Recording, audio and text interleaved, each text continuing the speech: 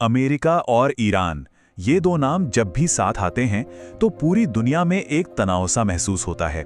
और ये तनाव ऐसा है ना, जो कभी भी एक बहुत बड़े वैश्विक संकट में बदल सकता है। सोचिए, अगर इन दोनों में सीधी जंग छिड़ गई तो इसका असर सिर्फ वहीं तक नहीं रहेगा। तेल की कीमतें आसमान छूने लगेंगी और दुनिया भर की अर्थव्यवस्था पटरी से उतर सकती है। तो चलिए आज इस तनाव की तह तक चलते हैं और समझने की कोशिश करते हैं कि असली कहानी क्या है।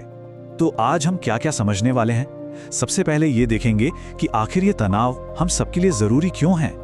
फिर बात करेंगे इनके दोस्ती से दुश्मनी तक के सफर की। साल 2020 में ऐसा क्या हुआ था जो एक सबसे बड़ा मोड़ साबित हुआ। अगर जंग होती है तो दुनिया पर इसका क्या असर पड़ेगा। दोनों देशों की मिलिट्री पावर में कितना अंतर है। और आखिर में क्या आज हम जिस शांति में हैं वो कभी भी टूट सकती है। तो ठीक है, चलिए सबसे पहले और सबसे जरूरी सवाल से ही शुरू करते हैं। आखिर ये जो टेंशन है, ये हम सभी के लिए इतनी मायने क्यों रखती है। और कोई भी सोच सकता है कि भाई हजारों मील दूर दो देशों के बीच कुछ हो रहा है तो उससे हमारी रोज की जिंदगी पर क्या ही असर पड़ेगा। लेकिन सच तो यह है कि इसका असर बहुत सीधा और बहुत गहरा हो सकता है। देखिए, अगर इन दोनों देशों में सीधा टकराव हुआ ना तो इसकी लहरें पूरी दुनिया को हिला देंगी। सबसे पहले तो तेल की कीमतों में आग लग जाएगी, जिससे पूरी ग्लोबल इकोनॉमी चरमरा सकती है। और ये लड़ाई सिर्फ इन दो देशों तक नहीं रुकेगी, बल्कि पूरे मिडिल ईस्ट को अपनी चपेट में ले सकती है। और जब ऐसा होगा तो दुनिया भर के बाजारों में एक भूचाल सा आ जाएगा। तो सवाल ये उठता है कि हम यहां तक पहुंचे कैसे। इसके लिए हमें थोड़ा इतिहास में पीछे जाना होगा, क्योंकि एक वक्त था जब अमेरिका और ईरान के रिश्ते आज जैसे बिल्कुल नहीं थे। इस टाइमलाइन पे जरा नजर डालिए। 1979 से पहले ईरान में शाह का शासन था और वो अमेरिका का एक बहुत मजबूत साथी माना जाता था। लेकिन फिर आया साल 1979। ये एक टर्निंग पॉइंट था। ईरान में इस्लामिक क्रांति हुई और एक ऐसी नई सरकार आई जिसका रुख पूरी तरह से अमेरिका के खिलाफ था। बस यहीं से दोनों देशों के रिश्ते बिगड़ना शुरू हुए। और फिर ईरान के न्यूक्लियर प्रोग्राम और उस पूरे इलाके में उसके बढ़ते असर ने इस तनाव को और ज्यादा गहरा कर दिया।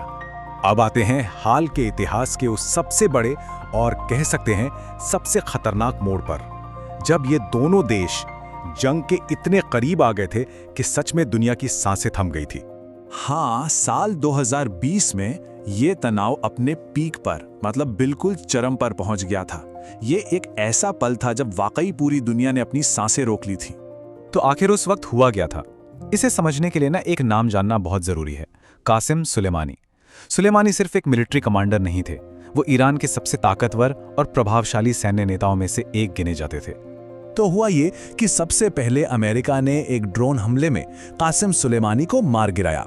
इसके जवाब में ईरान ने भी देर नहीं लगाई और इराक में मौजूद अमेरिकी मिलिट्री बेस पर मिसाइलों की बौछार कर दी। बस उस पल दुनिया को ऐसा लगा कि अब एक खुली जंग को कोई नहीं रोक सकता।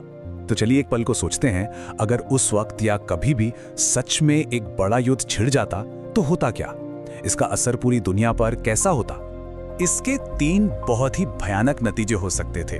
पहला, पूरा का पूरा मिडिल ईस्ट आग की चपेट में आ सकता था, क्योंकि ईरान के जो सहयोगी गुट हैं वो इस लड़ाई को कई देशों में फैला देते। दूसरा, तेल की कीमतें इतनी तेजी से बढ़ती कि दुनिया भर में सप्लाई चेन ही टूट जाती। और तीसरा, इसी वजह से महंगाई बढ़ती, व्यापार ठप होता और कई देशों की अर्थव्यवस्था घुटनों पर आ सकती थी। और इस पूरे आर्थिक संकट की जो सबसे बड़ी जड़ है ना, वो है ये जगह, हॉर्मुज जलडमरू मध्य।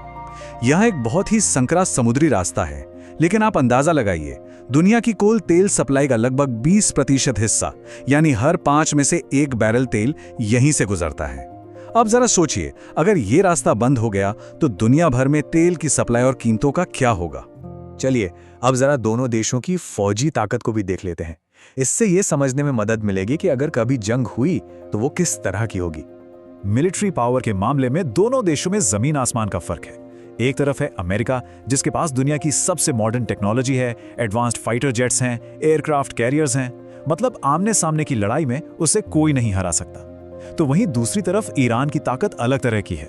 उसकी मिसाइलें, पूरे इलाके में फैले उसके सहयोगी ग्रुप्स और गुरिल्ला युद्ध लड़ने की उसकी रणनीति। इसका मतलब यह है कि ये कोई सीधी सादी लड़ाई नहीं होगी, बल्कि एक लंबी और बहुत ही उलझी हुई जंग होगी, जिसमें कौन जीता और कौन हारा ये तय करना भी मुश्किल हो जाएगा।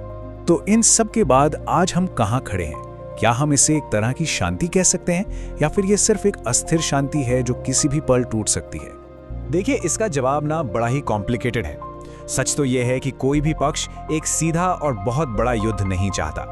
दोनों देश ये बात अच्छी तरह से जानते हैं कि इसकी कीमत बहुत बहुत भारी होगी, और शायद यही समझ है जो दोनों को एक दूसरे पर सीधे हमले से रोके हुए है। लेकिन इन सब के बावजूद राजनीतिक दांव पेंच और उस इलाके में अपना दबदबा बनाने का खेल इस तनाव को हमेशा जिंदा रखता है, और इसीलिए दुनिया की नजरें लगातार इस रीजन पर टिकी रहती हैं। क्योंकि एक बात तो तय है, अगर यहां चिंगारी भड़के तो आग सिर्फ इन दो देशों तक नहीं रुकेगी, बल्कि जैसा कि कहा जाता है, पूरी दुनिया इसकी कीमत चुकाएगी।